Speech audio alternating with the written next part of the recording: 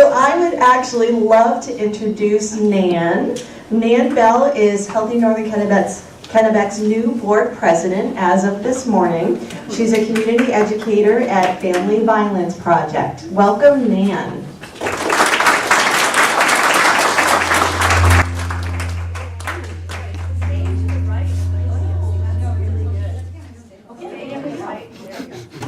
Thanks, Tina. Good to see everyone today.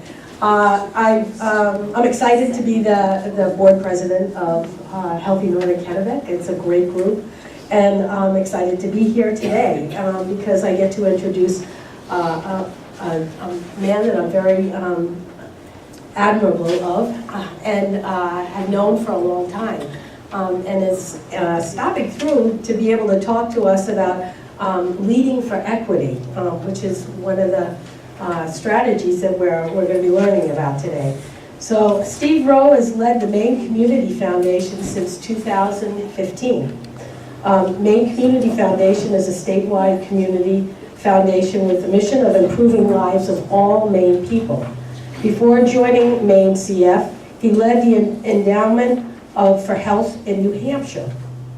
Steve has also served for 4 terms as Maine's Attorney General and practiced law at Viral Dana LLP in Portland.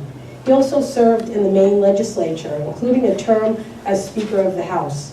Prior to serving in state government, Steve worked at Unum and Fairchild Semiconductor. A graduate of West Point, Steve served as an Army officer.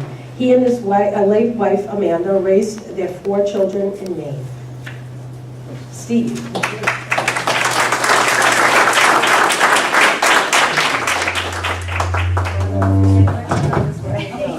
Okay, you're gonna ditch the microphone. I don't know. Can everybody hear me okay? Yes. I talk loudly. I want to thank Nan and thank Fran for inviting me, and thank Nan. I worked with Nan Bell for many, many years. We worked on a lot of projects when I was Attorney General. There's not a finer person than Nan Bell working on the issues of domestic violence and other issues to protect people, protect children, protect women, protect others. So, Nan, thank you for all you've done, and congratulations on being the new president, chair of the group here. It's an honor to be here this morning. I know the title of my speech. I'm going to ramble a little, talk about health, because what you're about is so important. And thank you. First of all, I want to say thank all of you, whether you're paid staffers, whether you're on the board, whether you're volunteers of Healthy Northern Kennebec, because the work that you're doing is so important.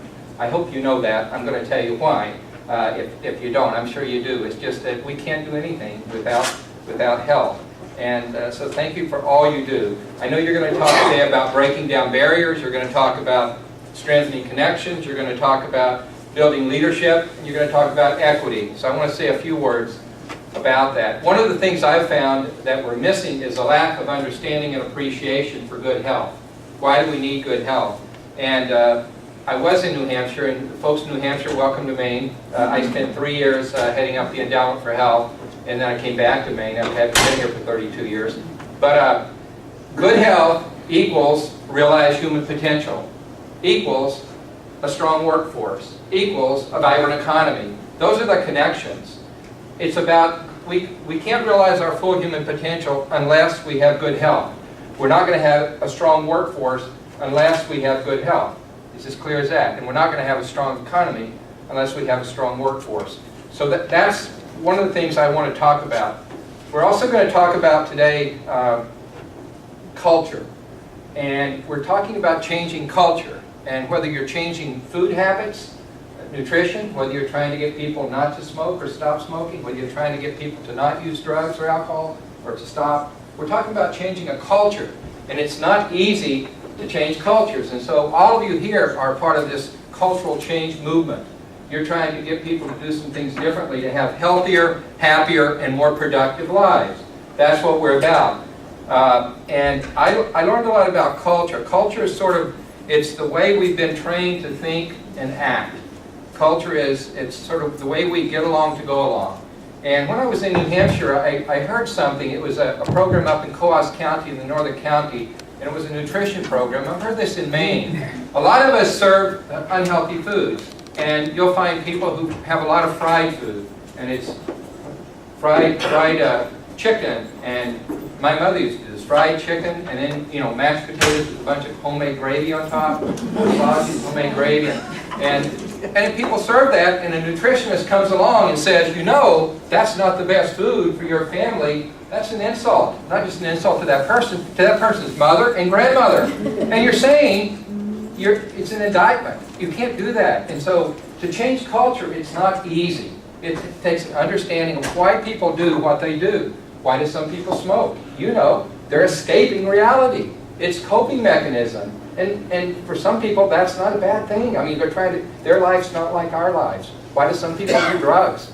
So I'm just saying, we have to think about that as we're talking. It's not easy stuff you're doing here to try to change the lives of people, to try to get them to engage in better health practices. There's some sayings about culture. Peter Drucker says, culture eats strategy for breakfast. So important. A famous doctor, Atul Gawande, I don't know if you read his book, Being Mortal. If you haven't read Being Mortal, read that book. It's a good book. It's about aging. It's called Being Mortal. Atul Gawande, he's a physician at Harvard. He talks about culture strangles innovation in the crib, meaning culture is so tough to change, but we have to do it. And the best time to start changing culture, there's a saying about if you want to plant a tree, the best time to plant a tree is 20 years ago. The second best time is today, and that's the way to change culture. You know, it's like we have to get started. I learned about health. Health is not the absence of injury or disease. It's not just that. Health is the state of complete physical, mental, and social well-being. And that's important. Health is the state of complete physical, mental, and social well-being. And if we're not healthy, you know, we just can't realize our potential. Nan mentioned I have a late wife. Well, my wife died 3 years ago, and that changed my life forever. It'll never be the same. And I didn't sleep for a long time. I didn't eat. I was in deep depression. Life grabs you. It grabs you. And I've learned that everything is connected to everything else. It is. Our brain is connected to our bodies. It's all connected. And to be really healthy, that word complete is important. Health is the state of complete physical, mental, and social well-being. So remember that. Nutritious food's not enough. My wife was a school nurse for over 25 years. She was a coordinator of school nursing in the city of Portland. She was a pediatric nurse practitioner. One day she was in, and I'll try not to go over too much here, but if I start talking. One day my wife was in a school nurse, and a child had been brought to her by the principal. Well, this child had showed up. It was a winter. A little boy had a winter coat on, zipped up to the top, sitting in the classroom. And the teacher asked the child, I think he was a third grader, asked the child to take off the coat. And the little boy refused to take off the coat. And all the kids were laughing at the little boy. And also she sends him down to the principal's office. And the principal takes the child, starts to him, and tries to get him to unzip his coat. It was a heavy coat, and he wouldn't. So he ends up in the school nurse's office, where a lot of kids end up. And, you know, there's crackers and juice and all. And after a while, my wife got the little boy to unzip his coat and take it off. Well, he had underneath his coat a white, pink, silk, frilly blouse that his mom's boyfriend had made him wear to school as punishment. And that's why the little boy wasn't taking off his coat. And the point being, we don't know what happens, you know, before kids get to school. We don't know the lives of people. But this is a state of complete well-being, complete well-being. It's not enough that you had breakfast if you're thinking about what happened last night or this morning. So think about that as we think about good health. Also, good health equates to ability. The ability to acquire human capital. Human capital, you might hear that term. That's the stock of knowledge, of skills, of experience, of creativity. That's what propels us to be successful in life and in work. A good stock of human capital. And, you know, there's a way to accumulate that, and there's a way not to accumulate good human capital. Good health also equates to opportunity. We're going to talk about barriers today, I know. You're going to talk about equity, opportunity. Everybody ought to have an opportunity. That school right there is named after George Mitchell. George Mitchell used to say, and he's a friend of mine, he used to say that, Senator George Mitchell, he used to say that this is the greatest nation in the world where every young boy and girl can grow up to go as far and as high as their willingness to work hard, take risks, will take them. And we know that today when he tells that, he also puts a caveat on it. That's not true for everybody. It does matter where you're born. It matters the zip code. It matters about your family. It matters about your community. And so I know you're focused on healthy communities in northern Kennebec. And where you live matters. Where you live does matter.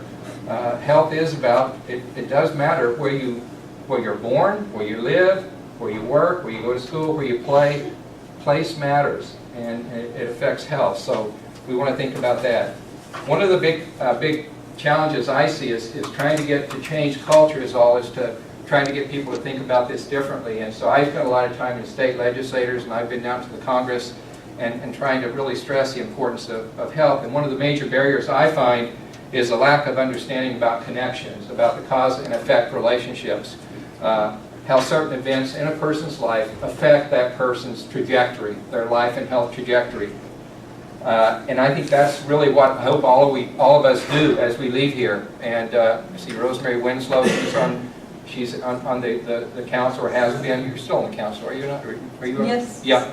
And others here have served in public office, I know that. And some of you will serve in public office. But we need to make sure that our public officials understand these causal connections.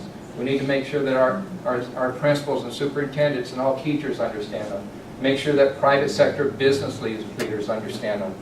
And causal connections like a child who's deprived of early social and emotional support, and then later problems about inability to read emotional cues or empathizing with others. You know, sometimes there's a reason kids can't empathize, the reason they can't feel sorry for people, and the reason they can't pick up on emotional cues. It's what happened early in their life. The connections between a child's exposure to abuse, neglect, or family dysfunction, and then later adult health outcomes. We know about adverse childhood experiences now, and in terms of issues like depression, alcoholism, smoking, COPD, heart disease, diabetes. You know that. Connections between a woman's exposure to domestic violence and then later health problems. Same sort of problems, including anxiety, chronic depression, panic attacks, and other things. I mean, these are not difficult to understand, and we can see them coming, but it's important that we do something about them. Or the connections between victims of sexual abuse and then long-term mental, emotional, and physical problems. And older people, the connections between an elderly person's fear and anxiety over his or her safety and worries about losing his or her independence and declining mental and physical health. There's a correlation between being poor. We're going to talk about today barriers, inequity, living in poverty, and having health problems, whether they be mental, emotional, or physical health problems. There's issues around food insecurity, housing insecurity. You're going to be, I know you work on that stuff. People of color, there's an issue about, we live in a system that is a system that has systemic racial discrimination and racism. And people of color often have different stressors raining down on them that most of us in this room don't see. Most everybody in this room, I'm looking around, was born with this privilege, this advantage, this power. It's called white advantage, white privilege. Some of us don't know we have it, but we have it. Not everyone has it, but most of us have it. And it's something we didn't start, and we don't try to perpetuate. But we do. We live in a system. And so if you're, if you talk to the Passamaquoddy folks in Washington County, where the average lifespan is, I don't know what it is now, around 55 years or so, like 15 or 20 years longer than most white people. Talk to some folks in Lewiston or Portland, Somali women who walk around. People just look at you differently. And because of that, there are stressors raining down. And it intimidates you and it inhibits you. And you can't realize your full potential. We've got to get rid of that. Everybody deserves the same opportunity. And that's for today when we're talking about equity. That's what we're talking about. You remember Maslow's hierarchy of needs? Do any of you remember that in psychology? At the bottom of the thing, you've got your what you call your physiological needs, your safety needs. If you can't breathe, you don't care if you're thirsty, right? And if you're thirsty, you probably don't care if you're hungry. And then you go on up. You want a bed. I don't know if anybody's been homeless, but I have a relative who's been homeless a lot. If you're homeless, it's hard. You don't know where you're going to sleep tonight. I mean, it's hard. You don't have an address when you fill out a job application. Most of us here, if we're lucky, we know where we're going to sleep tonight. We know how our pillow's going to feel. We know the people who are going to be in our house. We know there's going to be food in our refrigerator tomorrow morning. Just think if you didn't have that, the anxiety, the stress that rains down on you, and how that limits your ability to do things. These are the connections that we need to think about as we go through the day, and I think they're They're really important. I also talk about the human capital pipeline. I talked a lot in New Hampshire about this. Just visualize this pipeline that goes across, and you have what I call strong input into the pipeline. These are little boys and girls who are born into healthy families. They have nurturing, love, consistent caregiving, stimulation, right? Those little kids, most of them start to kindergarten firing on all cylinders, right? I mean, they're socially, emotionally ready to go. But right now in the state of Maine, over a third of our children arrive at the kindergarten door not ready. There's developmental problems, social, emotional, physical problems. And I mean, some of these parents are doing the very best they can do. It's just the stressors that rain down on them. How about if you talk to kindergarten teachers, Kathy Kofer runs Educare here, and this is a stellar place. You guys know about Educare, very stellar for early childhood. These kids do much better than a lot of kids, but it's hard. If you arrive at the kindergarten door unprepared, it's hard to succeed. So anyway, that's the input. And then we have the pipeline. And we have, during your human capital pipeline, we have input, good educators, a great community, good parents. It matters where you live because sometimes that's not the best. But then we have these leakages out of the pipeline. And these leakages are things like substance abuse, racism, domestic violence, that kind of stuff. And so one of the things as we think about the pipeline, think about that, building strong human beings. It's all about human capital, I believe. I mean, if you talk to any for-profit business leader and ask them what their most important asset is, they're not going to say it's my buildings, it's my trucks. They're going to say it's my people. It's my people. And that's what makes the private sector work. That's what makes everything work. It's about building and maintaining strong human capital. So think about that human capital pipeline. High quality input and then high quality all the way through. Low quality input, you got to do a lot of remediation. In the state of Maine right now, about 15% of the kids in our public schools, K through 12, receive special education courses or enrolled in them. If you talk to a pediatric neurologist, somebody who specializes in early brain development, they will tell you that maybe 3 or 4% of babies should have some issue because of something they were born with. So most of that problem, if you will, was a result of the environment. We know that. Equity. I mentioned health starts where we live, work, and play. Good health is about equity. Equity is about fairness. Equity is about justice. Equity is about equal access. And we don't have to look to another continent to find injustices. My wife used to say, to bring about justice, deal with what's in front of you. And there's a lot of injustice in front of us here in the state of Maine. And a lot of that injustice does involve health. And regardless of your economic class, we know there's injustice on poverty, in age, race, ethnicity, gender, sexual orientation, religion. A lot of those issues, because of how we characterize people or the limitations people might have, particularly in poverty, people suffer injustices and their equity is not there. So we need to recognize that there are injustices and deal with them. I mentioned systemic racism. Most of us don't even think about that. It's real. And if you live in the state of Maine, New Hampshire is about the same. We've got about 1.3 million people. About 95% of our people are white. We're two of the very oldest states in the country. We have two of the very lowest birth rates in the country. How many babies a day do you think are born in Maine? Anybody have any idea? A day in Maine? It's the same number. 35 babies a day. That's all we have. 35 babies a day, all over the state. We have 12,500 babies born last year.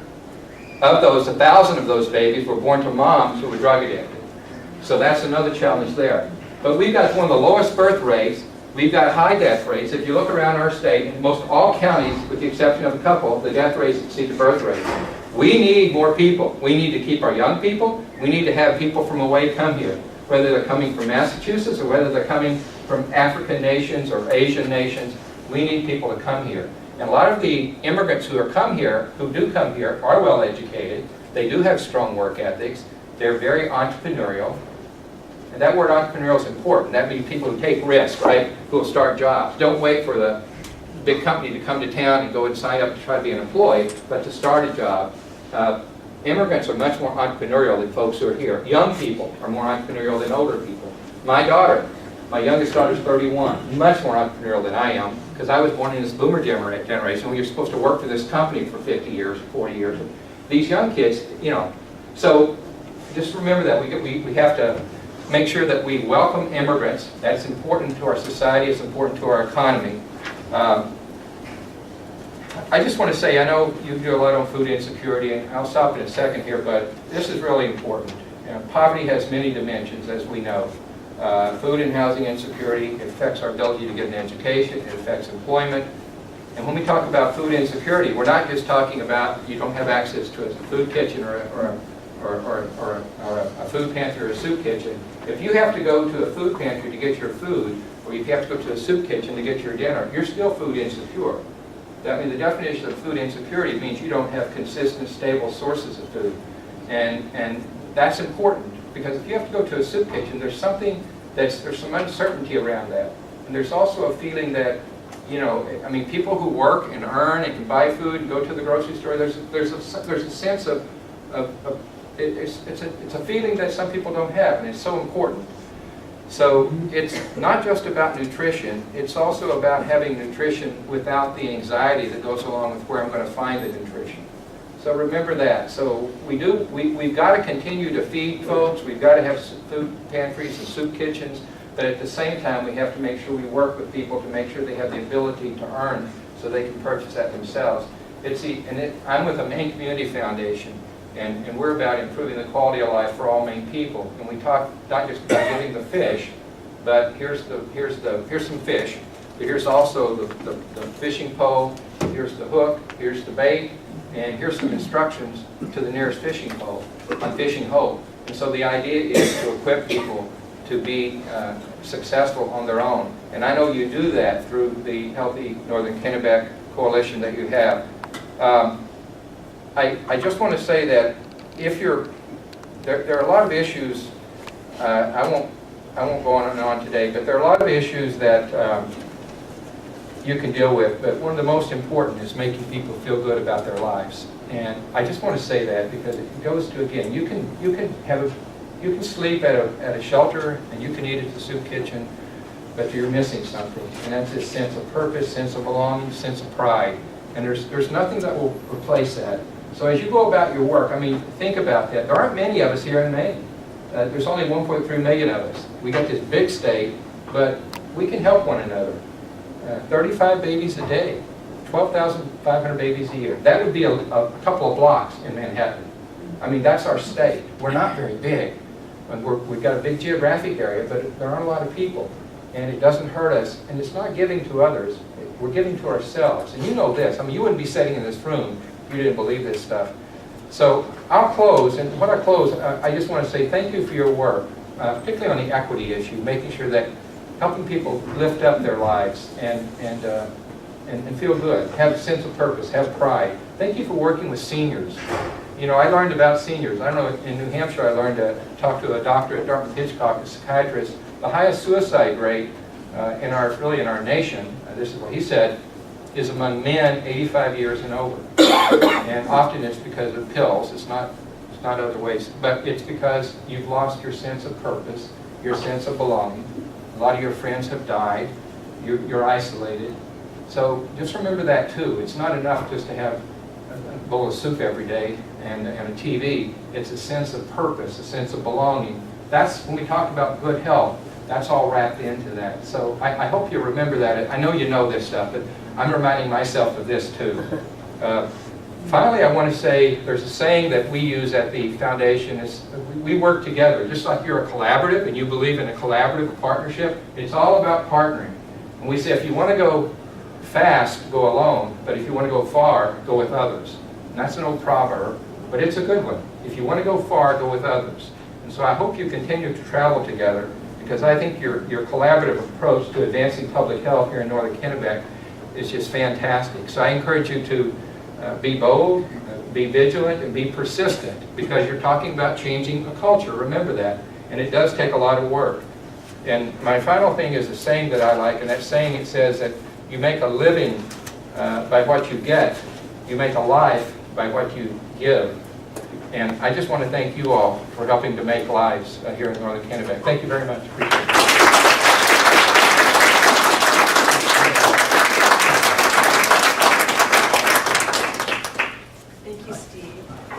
a gift of appreciation for you as well. Thank you so much for being here. We really appreciate it. Thank you very much. I think one of the things that you highlighted that we're all about is that sense of purpose and sense of community, and one of our I don't know, calls of action is that we're in this together, and we really believe that, and I think that's part of why much of what we do is all about being connected. So That's pretty wonderful here. Thank you very much. I'm off to Ellsworth. Our home office is in Ellsworth, so I leave off around the state a lot, but it was great to be here this morning. Thank you all very much. Thank you.